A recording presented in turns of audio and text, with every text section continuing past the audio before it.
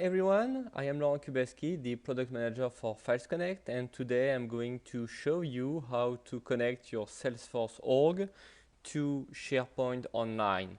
First, let's make sure that Files Connect is enabled for your org. So go to the setup tree, look for the Files Connect node, and make sure that the Enable Files Connect checkbox is enabled and that the file sharing mode is set to reference. Next, you need to make sure that the org admin has the Files Connect Cloud user permission. So on this org, I am using a permission set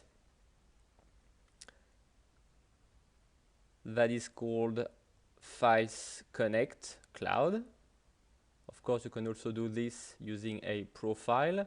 And if we go to the System Permissions section, and if I scroll down, you can see that the Files Connect Cloud user permission is enabled.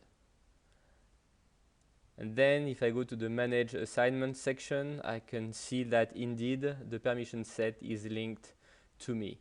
You need to give the Files Connect Cloud user permission to all the users that will use SharePoint Online in Salesforce, including the org admin.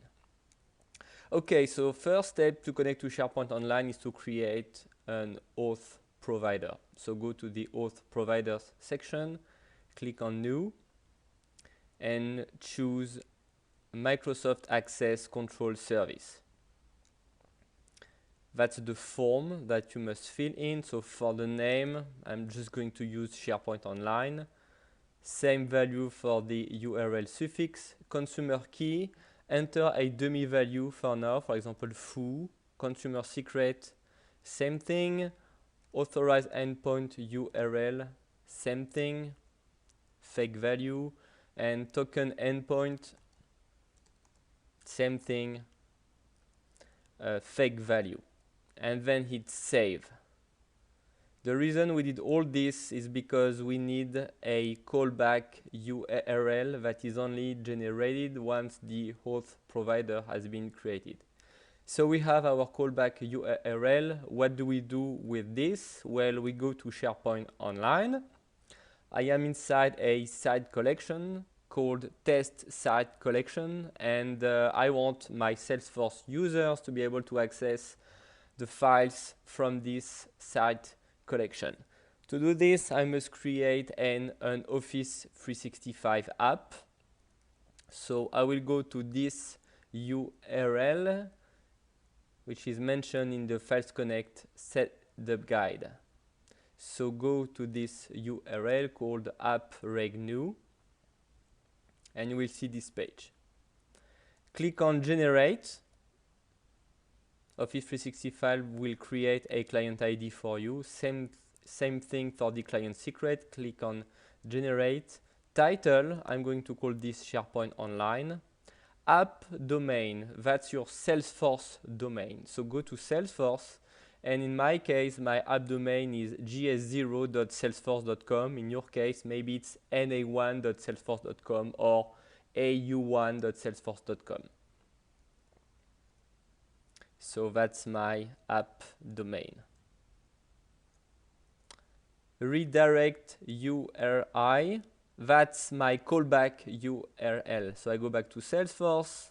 On my auth provider, I'm going to copy and paste this value in this field. And then I hit create. All right.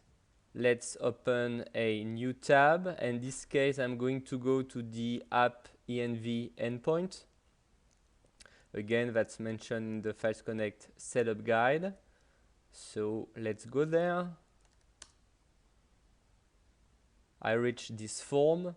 App ID is my client ID. So that's my app client ID that was generated for me.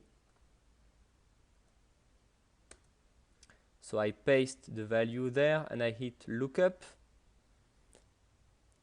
And these values are going to be retrieved: title, app domain, redirect URL, and the only value I must provide is the permission request XML. this will determine the access level that my users will get from Salesforce. I'm going to use this XML file.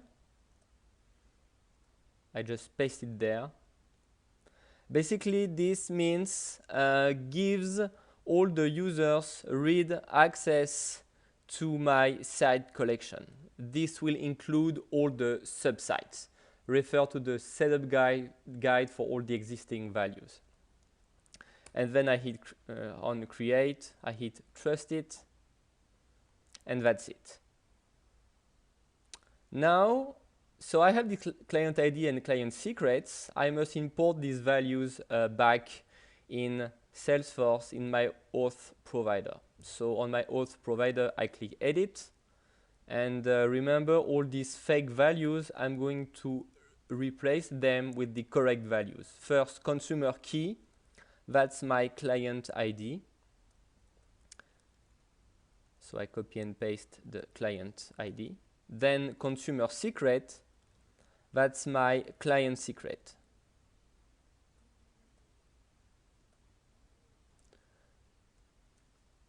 Then authorize endpoint URL, refer to the setup guide. In my case, here is my authorized endpoint.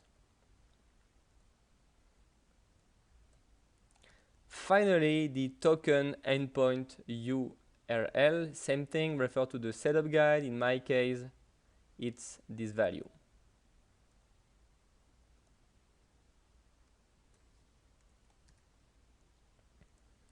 Okay, now I can hit save and my auth provider is now created. Next, let's go to the external data sources section. And I click new and I'm going to create a SharePoint Online external data source. Label, let's use SharePoint Online, same thing for the name. Site URL, it's either the site collection URL or the URL of any subsite. In my case, I'm going to enter the URL of the site collection.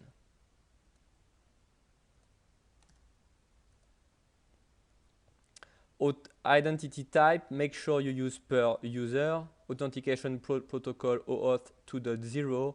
Authentication provider, click on this icon and select the authentication provider you just created. Hit save. Go back to your permission set and now you need to enable your external data source. So that's my permission set.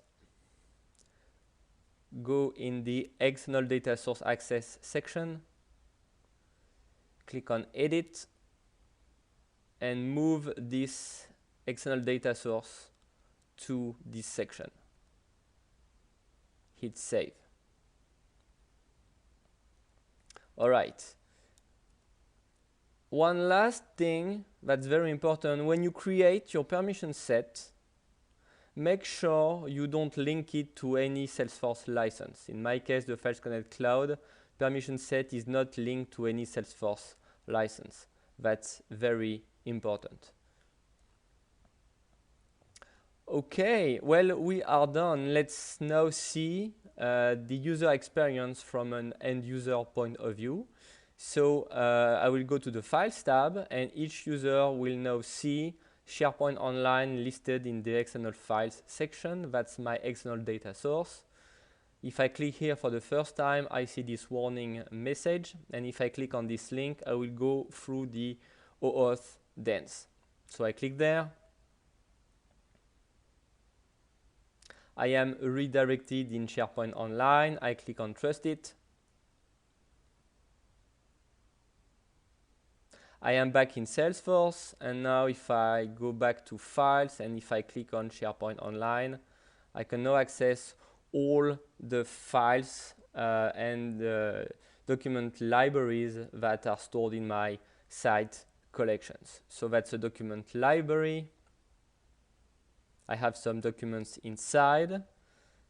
And also I have access to all the sub-site collections that are displayed as subfolders. So this one is a sub-site collection. That's it.